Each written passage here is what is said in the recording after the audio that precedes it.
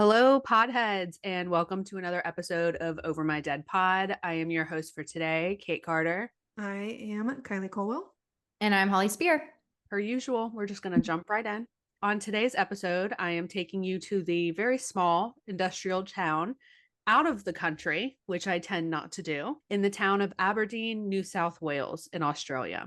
It's a quiet community. It's the kind where everyone knows everyone and where secrets don't really stay hidden for too long. But in the year 2000, something happened behind closed doors of one home that would leave Australia horrified and the rest of the world stunned. This is the story of Katherine Knight.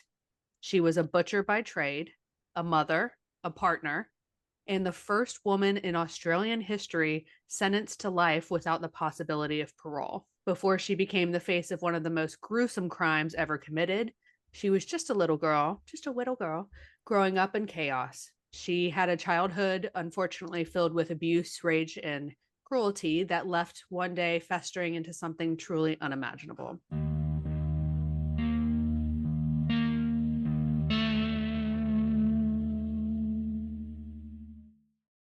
She was born on October 24th in 1955 into a scandalous family, which love that. Her name was Barbara, and Barbara was having an open affair, but not with just like any regular man. The guy she was having an affair with, his name was Ken Knight, and he was a coworker and a friend of the husband. People knew about the affair, which I find like so odd. Did the husband know about this? Yeah. Uh-oh.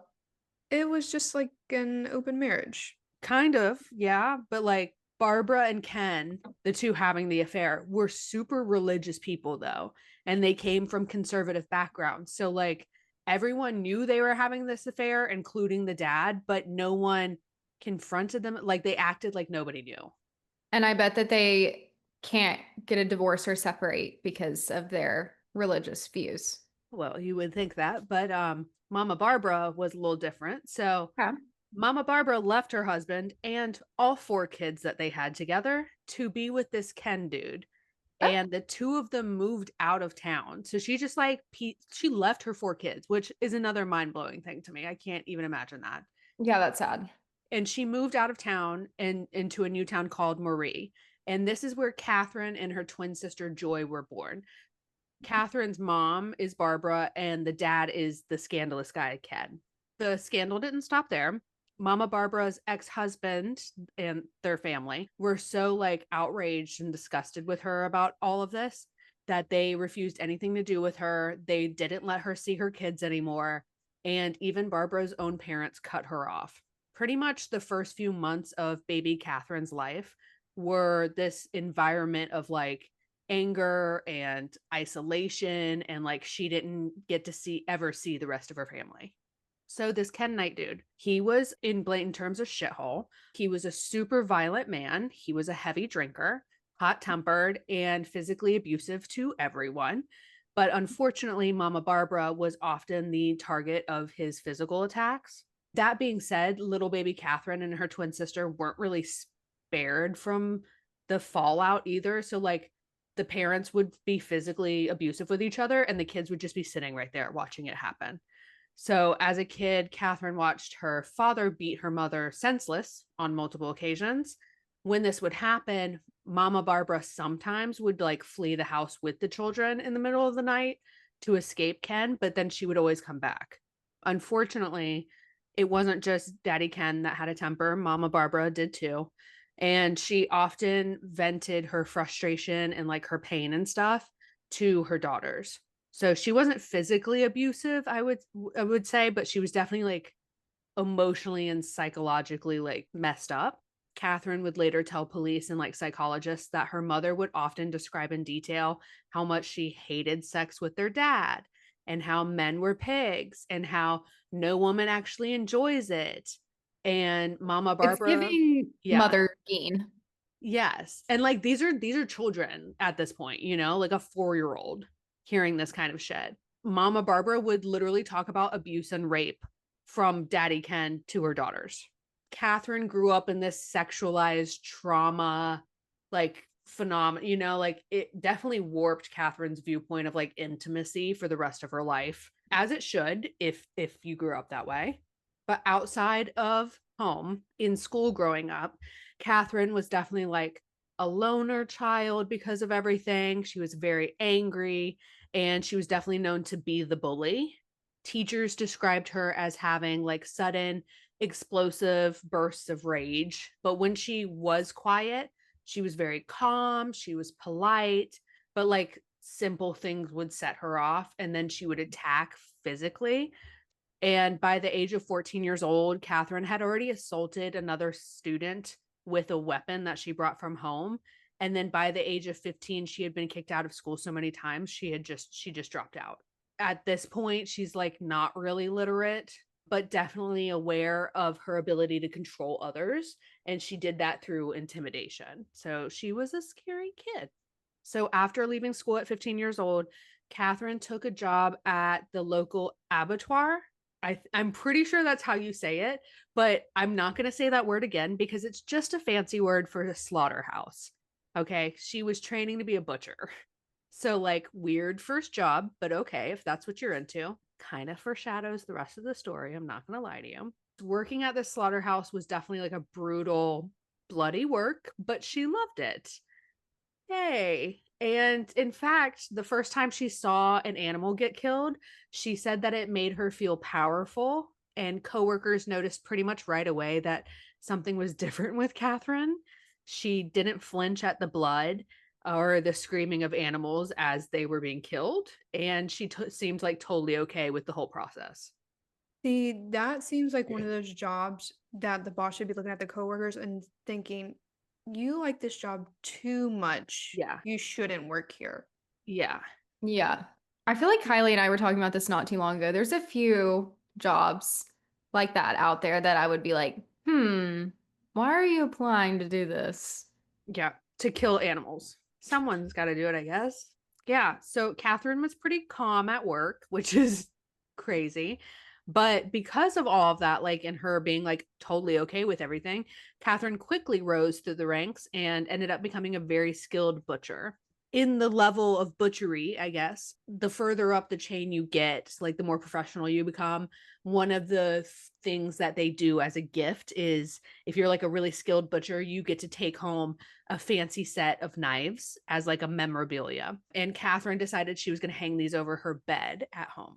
Yeah, put this girl on the list. There's no not red flags. There's no yellow or green in this story. So Catherine would tell her friends that she liked to have the knives over her bed because, quote, they're handy if I ever need them, end quote.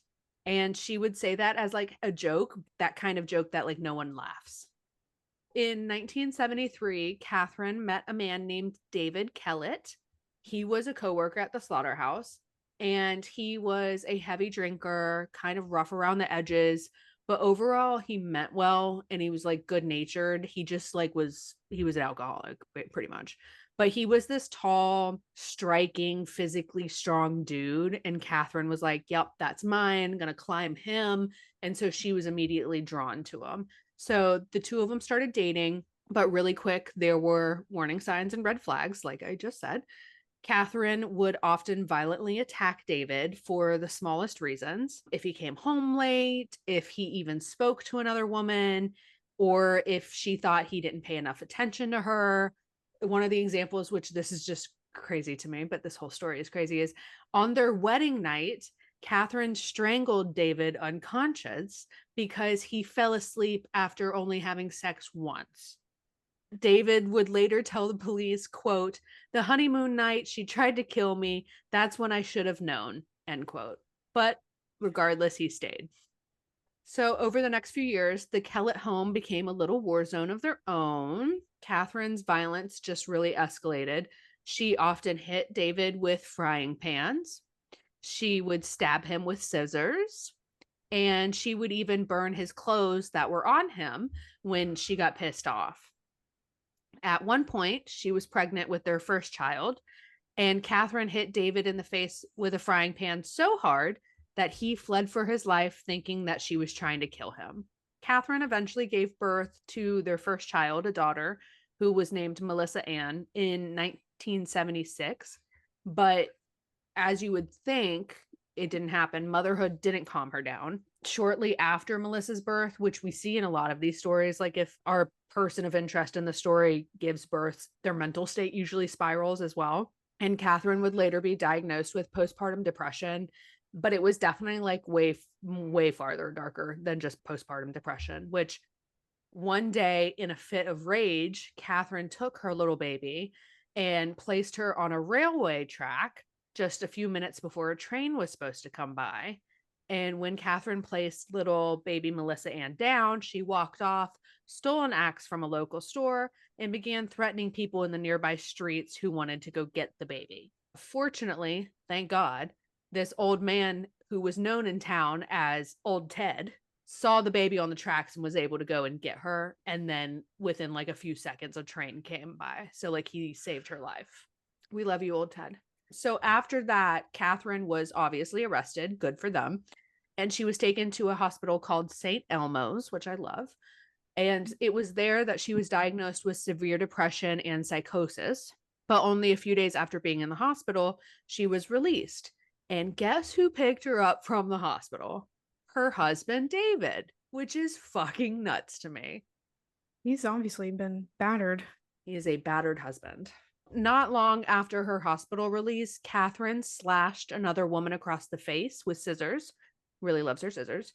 While demanding this woman to drive her around town to find David. I guess he had been out and about. He wasn't at home, and Katherine didn't have a car of her own. When the police intervened, they were able to disarm Katherine from the scissors and took her once again to the psychiatric hospital. There, Katherine told the nurses that she planned to kill the mechanic who was fixing David's car because she believed that's why David was leaving her. Makes a lot of sense. Once again, the hospital released her, and once again, husband David was there to pick her up. But this time would be the last, because after one more violent attack where Katherine injured David with a knife, he ended up fleeing the state and took the daughter with him. Now we're in the late 1970s. Katherine was now, you could say, a single mother, but the child wasn't there with her. She was a violent offender. She was separated from her husband, and she was a woman who had already attempted murder more than once on David, but somehow Katherine kept finding men who were willing to give her a chance. Every single one of them would come to regret it. In 1986, Katherine met a man named David Saunders. She really likes the name David. David Saunders was a 38-year-old minor. He was like in the mines, not minor, but anyways, okay, because he's 38. Anyways, okay, so he was a quiet man. He was he was a good man. He was dependable. He was like super cautious. He was sweet. And he was pretty much like the opposite of what Katherine had gone for in the past, but she knew that she could manipulate him. And so, she did. And within months of knowing each other, Katherine convinced this new David to move into her house. But her jealousy was still quite uncontrollable. So if David even spoke to another woman, like even if he said hello, she would accuse him of cheating. She would smash like his belongings, throw knives at him, verbally threaten to kill him in his sleep, all the fun stuff. But one day, Katherine did something so cruel that it left the entire town talking. I don't even want to talk about it because it's so sad. So you guys just bear with me for a second. This is like the worst part of the story for me. One day after an argument, David decided to move out temporarily to give Katherine and himself space. And obviously Katherine's like pissed off that he abandoned her. And so she's like, oh, I'm going to punish David. So he returned to the house to grab some of his things. And she met him at the front door holding a small puppy. It was a puppy that they didn't own. We don't know where the puppy came from. And as David walked up to the front steps right in front of him, Katherine slit the puppy's throat. What the fuck? Katherine told David that it was a lesson so that he would never leave her again. And without a hint of remorse, Katherine dropped the puppy on the ground and walked off to the kitchen to cook them dinner. And I guess it terrified David enough because he decided to stay. Hard to understand, but abusers like Katherine had a twisted kind of charisma, like her mood could flip from psychotic rage to this affectionate woman within seconds. And so she's almost like intoxicating. Like we hear that when it comes to abusive relationships. One night after an argument, another one, Katherine hit David in the face with an iron while simultaneously stabbing him in the stomach with a pair of scissors. David fortunately survived, but the next morning he was like, I'm peacing the fuck out. That was it. So David fled for his life. He moved away. He changed his number. And when police questioned Katherine about it, she denied everything. Within the same year of all of this, in 1988, Katherine found a new partner. This time his name was John Chillingworth. He was another coworker of hers. She's also got to stop dating the coworkers, okay? And this time, the two of them actually stayed together for about 3 years. So this was like her longest relationship. And they even had a son together named Eric. And at first, things seemed different, as they always do, seemed better. John was kind of used to like the brutality of working at the slaughterhouse. And he thought Katherine was honestly just rough around the edges. It didn't take long, shocker, before the fights began. Neighbors would report later on hearing shouting and screaming and things being thrown, and that it was always Katherine that they could hear screaming. On multiple occasions, Katherine would accuse John of cheating and then physically attack him. She would hit him, she would choke him, and she would even threaten to, quote, gut him like a cow, end quote, which she knows how to do. So, not okay with that. And then one night, Katherine knocked John out with a frying pan and it knocked out some of his front teeth. John still stayed. So Gosh, this poor guy. all of these dudes, they're physically abused. They're like literally trapped because of the physical abuse. But one day, Katherine did something that would finally break John. So Katherine claimed that she caught John cheating, and in a rage, which is just the norm at this point, she stabbed him in the chest with a knife, barely missed his heart by a few centimeters. He did survive, but barely. And so that was the final straw for John. He ended up packing up his things and left. By the time their relationship ended in 1991, Katherine definitely had like the reputation around town, not just as a violent woman, but someone who was like completely fucking unhinged at this point. The type of woman that would smile at you while holding a knife to your throat or hitting you in the face with a frying pan or gutting you with scissors. Finally, well, not finally, unfortunately, a man came who paid the ultimate price. So this guy's name was John Price, Price, and he was known to his friends as Pricey. So that's what I'm going to call him. So Pricey was 44 years old. He was a super well-liked man. He had 3 kids. His former partner had passed away. He was a hardworking maintenance worker, and he lived in Aberdeen his whole life. People described him as funny, easygoing, good with kids, all good qualities. But when Pricey met Katherine in 1995, he was like, oh, she's just rough around the edges. This is what they all say. She's just rough around the edges, but she's fun because she's different. She's bold. She's very confident. And these were like the kind of things Pricey wasn't used to. Honestly, Pricey's kids adored Katherine at first, too. She would cook them elaborate meals.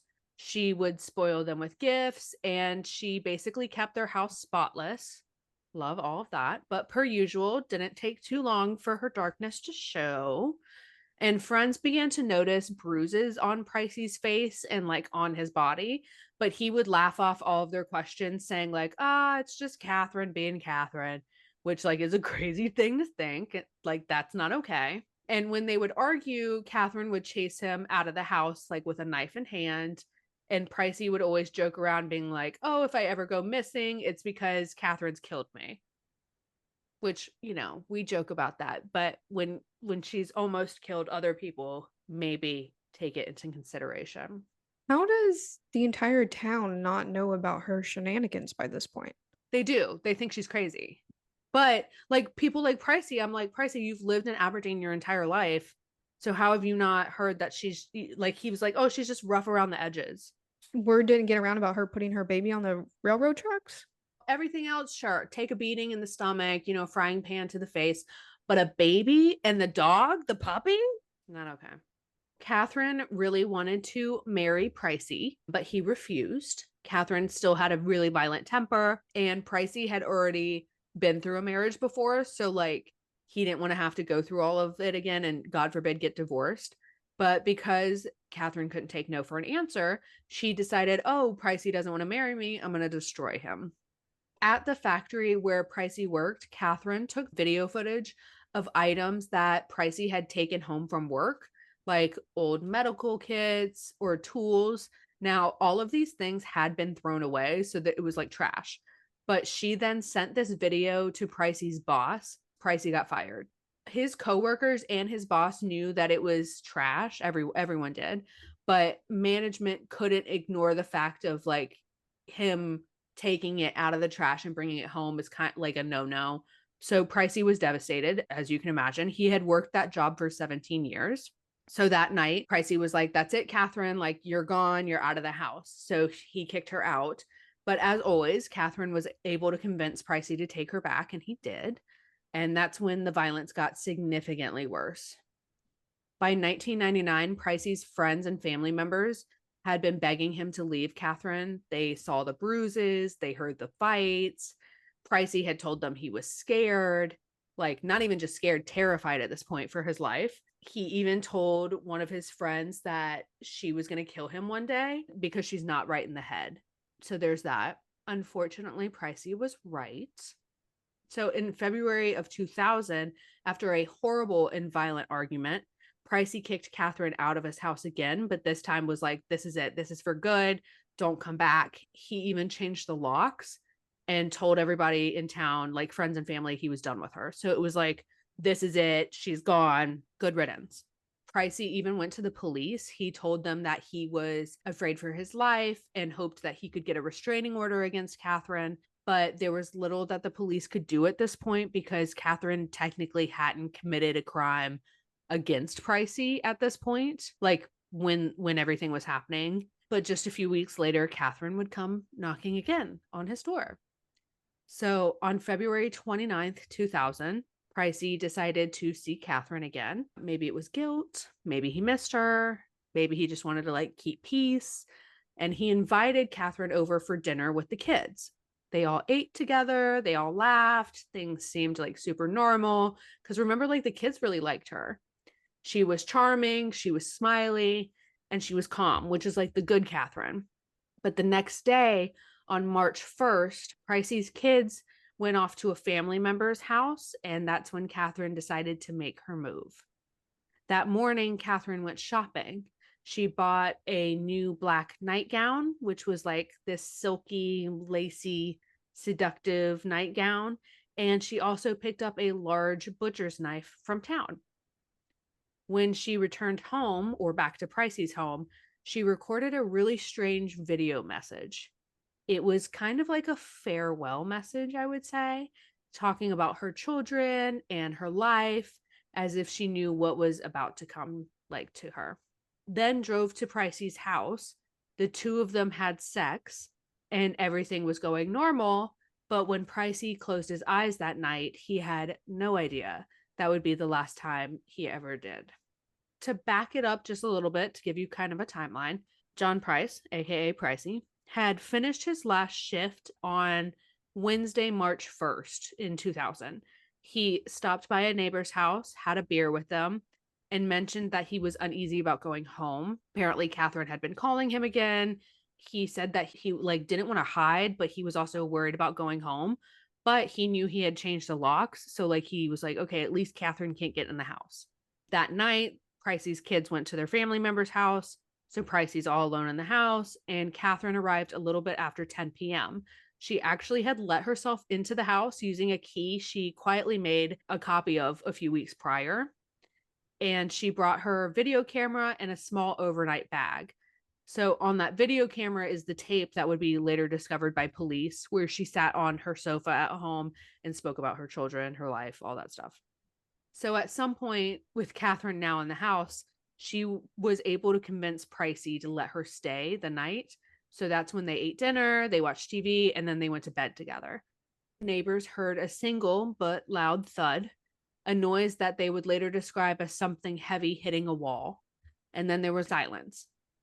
When investigators reconstructed the scene later on, they determined that Katherine had retrieved one of her butcher knives from her bag after Pricey had fallen asleep, and she approached him as he slept and just attacked him without warning. But Pricey did wake up in the middle of it and fought for his life. The forensic evidence would later tell the story because there was defensive wounds all over his arms, there were blood patterns across the bedroom and the hallway and even the front door. Pricey had managed to reach the front doorway before he collapsed, but then, even then, Katherine continued the attack until Pricey was no longer moving, and then she dragged his body back inside the house. Dragging Pricey's lifeless body at this point to the kitchen, Katherine then used the set of professional butcher knives from what she had grabbed on top of her bed, and police found evidence post-mortem of mutilation and dismemberment that was consistent with her slaughterhouse training. This is the worst part. After Katherine dismembered Pricey's body in his own house, she then took some of his remains and prepared them for dinner. So when the crime scene team arrived a few hours later, the pots were still warm on the stove, and inside of the pots were sections of cooked meat and vegetables, and it looked like a full family dinner. And then on the kitchen table, place settings had been laid out, each labeled with the names of Pricey's children, written on notes by Katherine's handwriting. In the main bedroom, investigators found a message written in Pricey's blood. It said, quote, "Time got you back, Johnny," end quote. This message was written with spelling errors, not sure how, and in horrible handwriting, which pretty much suggested that Katherine had written it in a quick, manic rage. At 6 a.m., Pricey's coworkers noticed he hadn't arrived for his work shift, which was something unusual. And when he failed to answer any phone calls, one coworker and friend decided to go check in on him at home. Through one of the house's windows, the friend saw blood on the front door area and immediately called the police. So 2 police officers arrived around 8 a.m. They were able to force the back door open and then stepped in.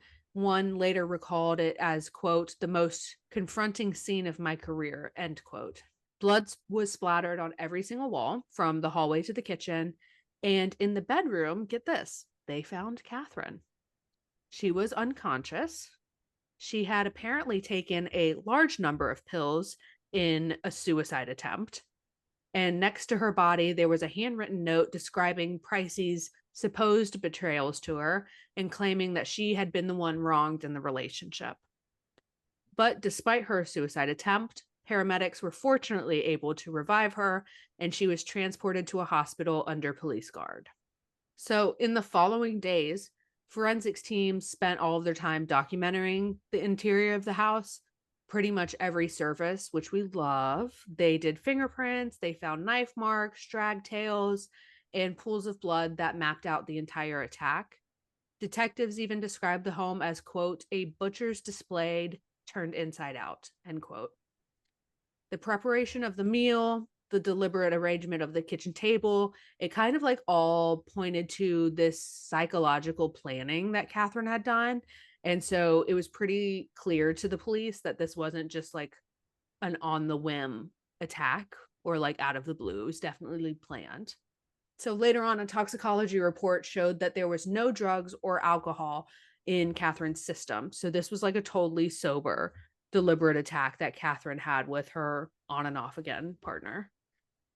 Once the paramedics and hospital staff were able to get her stabilized, Katherine claimed that she didn't remember anything. She insisted that she must have been in a dreamlike state, but witnesses and friends obviously later painted a complete clear picture that Katherine was a jealous woman. She couldn't handle rejection or humiliation. If you remember, John Price had just ended their relationship for good. Katherine's sense of control basically wasn't there anymore. And according to psychologists, Katherine associated intimacy and dominance with surviving. That's how she was raised. So since she had been rejected by Pricey, she was like, oh, I need to completely possess this person, even if that means destruction. I mean, that's what she did with all of her relationships. The other ones just got away. One psychologist later summarized Katherine as a, quote, textbook case of psychopathic fixation combined with learned sadism, end quote. So the town of Aberdeen was a town, like I said earlier, small, used to labor, kind of rough around the edges when it came to people. But what had happened with Katherine was like beyond comprehension. Reporters flocked to the town, but locals actually refused interviews. They didn't really want to have their name painted on it. And Pricey's family pretty much went into hiding. Even veteran police officers who had attended the crime scene required counseling after seeing what they saw with apparently like how much blood there was and the, food, if you would say that, on the stovetops. One even retired. He retired early, citing that he had recurring nightmares he couldn't get rid of. This crime pretty much shook all of Australia, and the headlines called Katherine the Butcher of Aberdeen. So let's talk about pretrial. Katherine was in custody of the Silverwater Women's Correctional Center while psychiatric assessments had been ordered on her. Doctors, though, during all these assessments, confirmed that she was not psychotic or insane. She actually understood all of her actions and their consequences, but what she lacked was empathy. Katherine even reportedly told a nurse that everyone gets what they deserve. So that kind of just feeds into the whole, like, she knew what she was doing.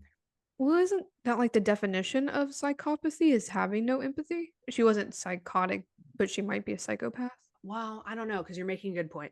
Psychotic and being a psychopath, I think could be two different things. Because when you're psychotic, it's uncontrollable almost, right? But psychopath is like is where there's no empathy. You're actually just fucking nuts because you're totally normal. You just are like crazy. I feel like what you're talking about is like a psychosis, like an episode. Like it's a temporary thing that she's having.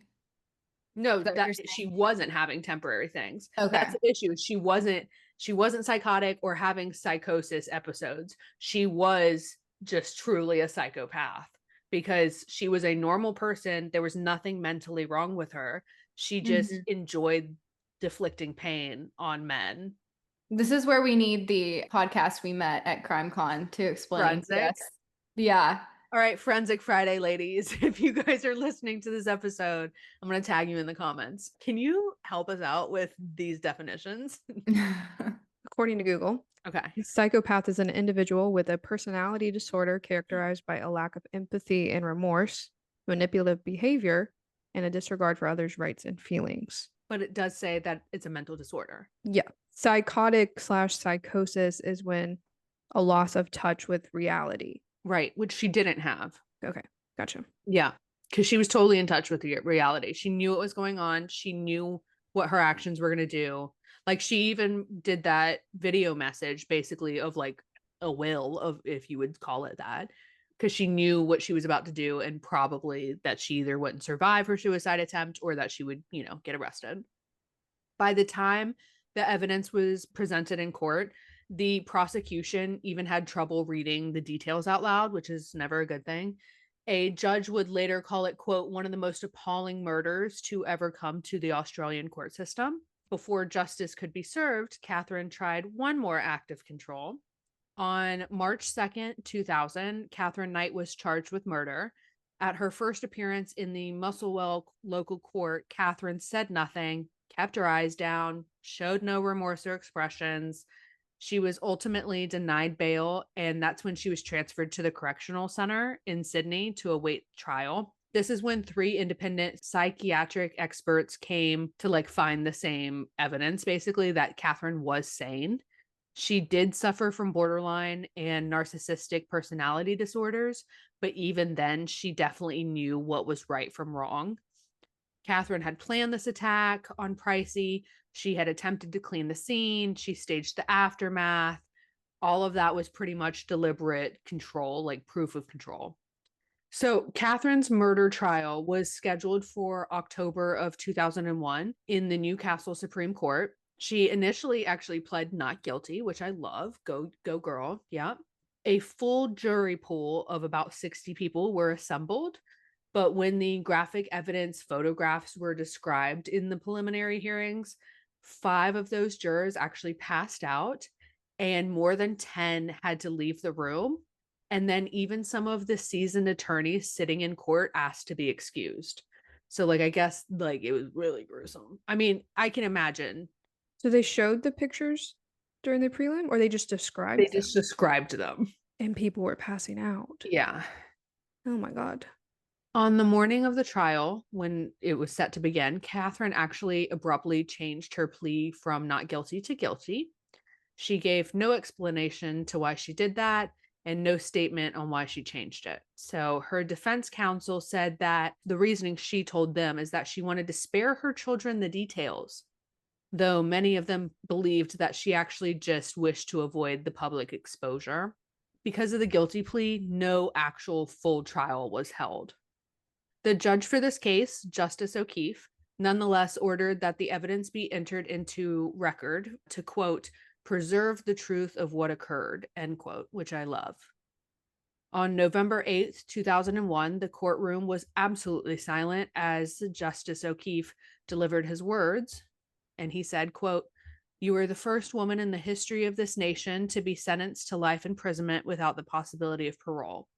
Your crime is so horrific that its repugnance demands the community's permanent protection, end quote. When the judge spoke, Katherine showed no emotions or reactions, just like she hadn't the entire time. Reporters later asked her how she felt about never leaving prison again. She replied, I'll adjust.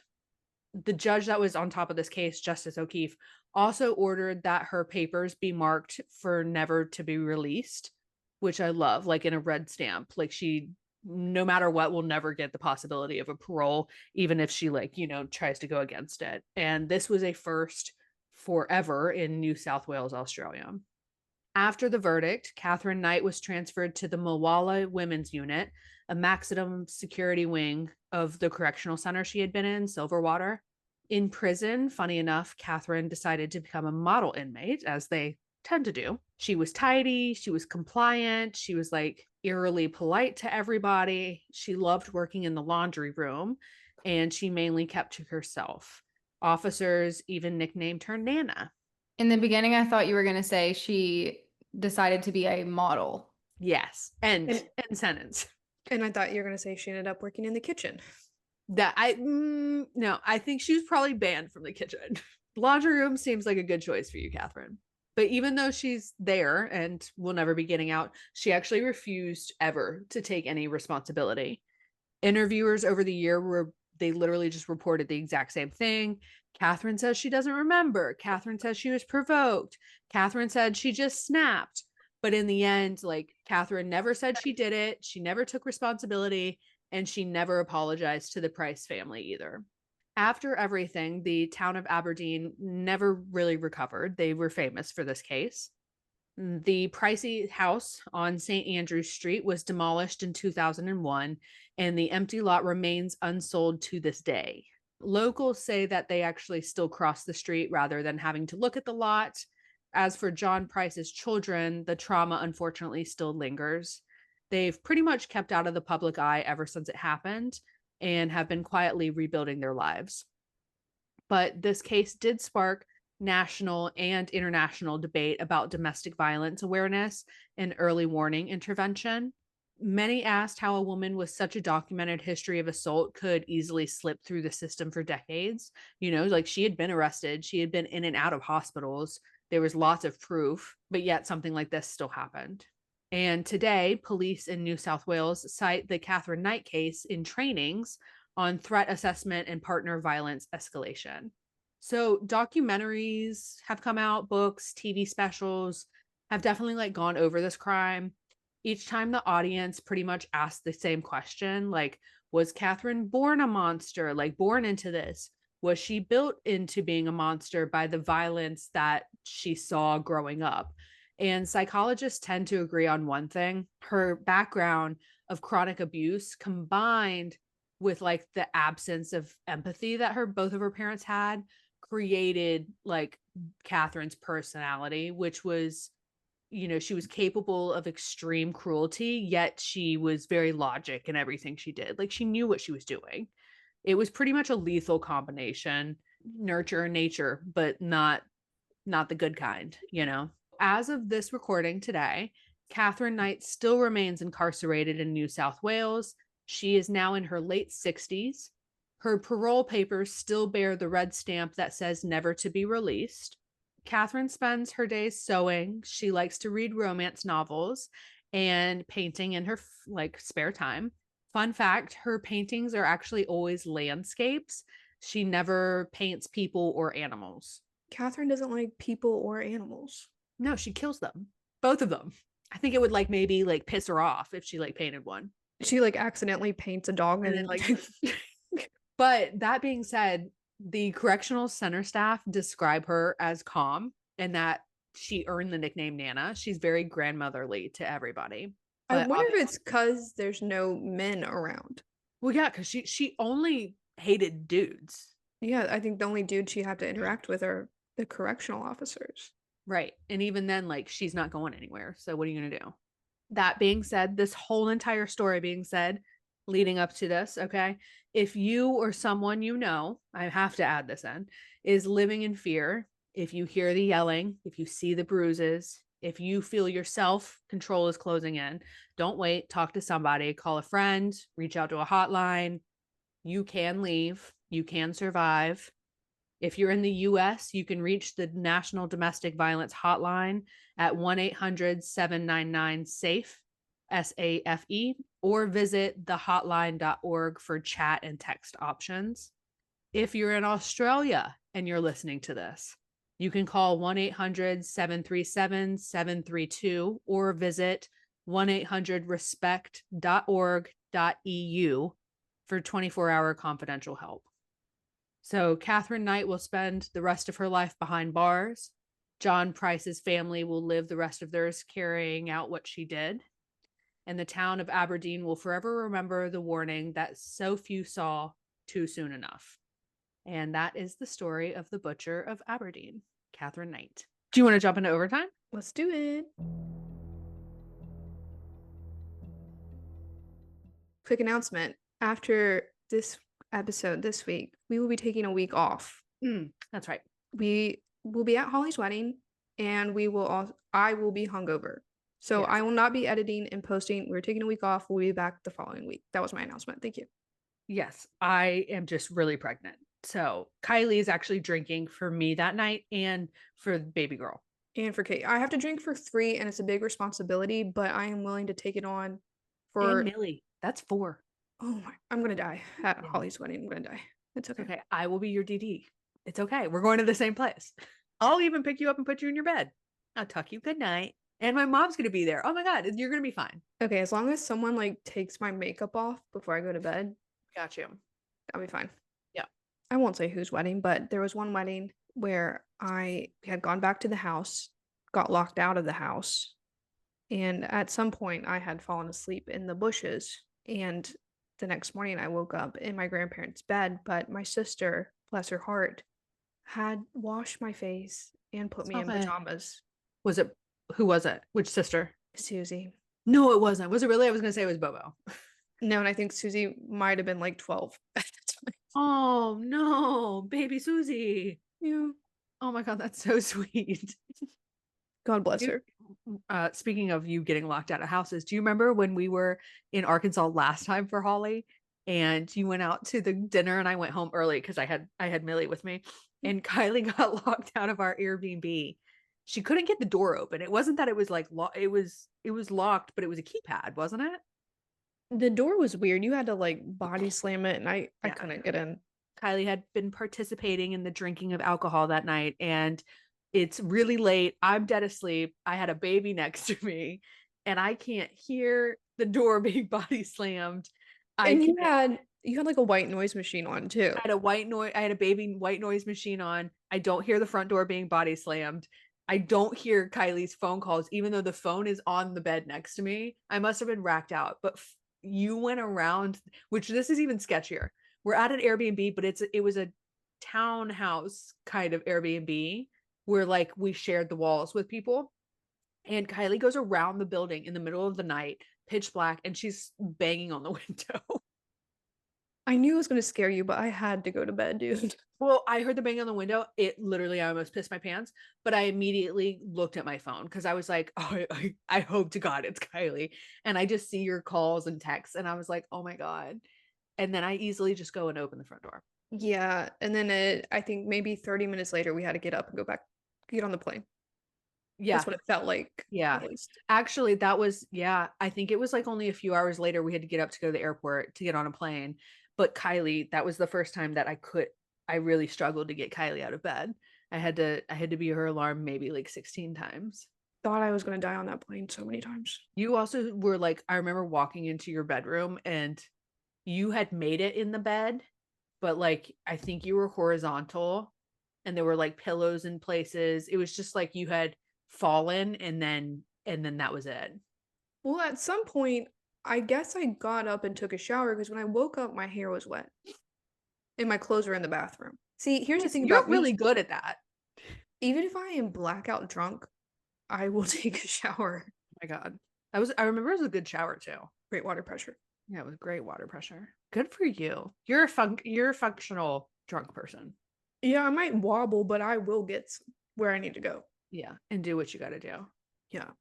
I might wobble. Cracks me up. Speaking of weird sleeping positions, you guys, Holly Holly sleeps like a little baby gerbil. You know, like hamsters and gerbils in their cages, like sleep under all of their wood puff stuff. That's exactly how Holly sleeps. She has to be burrowed into pillows and blankets where it looks, and then she curls up in a ball. So it just looks like there's like a tiny little, it looks like her one of her wiener dogs is just curled up into the bed. I sleep And in child's pose. Actually, child's pose. I didn't realize that when we were at CrimeCon, I went to go wake up Holly one day, and I didn't think she was in the bed. And then I feel bad waking her up because you're like, it's a baby. I'm just a baby. Don't wake me. She's just a baby. My legs go numb like constantly in the night, and I have to like spread them out. And then I just eventually, in my sleep, come back to my child's pose position, like involuntarily. Oh, well, we love you, baby Holly. And she's getting married, you guys, in just a few days. So crazy. That was her throwing up in the background. But we're very excited. And Kylie and I are stoked to go back to Arkansas. After Arkansas, I'm going to North Carolina for 2 weeks. And then coming because that's my last hurrah. I'm not allowed to travel anymore after that, pregnancy wise. So I'm getting like full 3 weeks of fall weather. I will be going basically straight to Nashville to party some more. After party. You're doing a friend's honeymoon to yourself in Nashville. It is my birthday trip. That's true. Love you guys. Just a reminder, once again, we're taking a week off after this. We got to go party. I got to go be a DD, and Holly's got to get married. So with that, we will see you next time on Over My Dead Pod. You can check us out on our website at overmydeadpod.com for more information. Check us out on social medias at Over My Dead Pod. We love you guys. And we'll see you next time. Bye. Bye. Bye.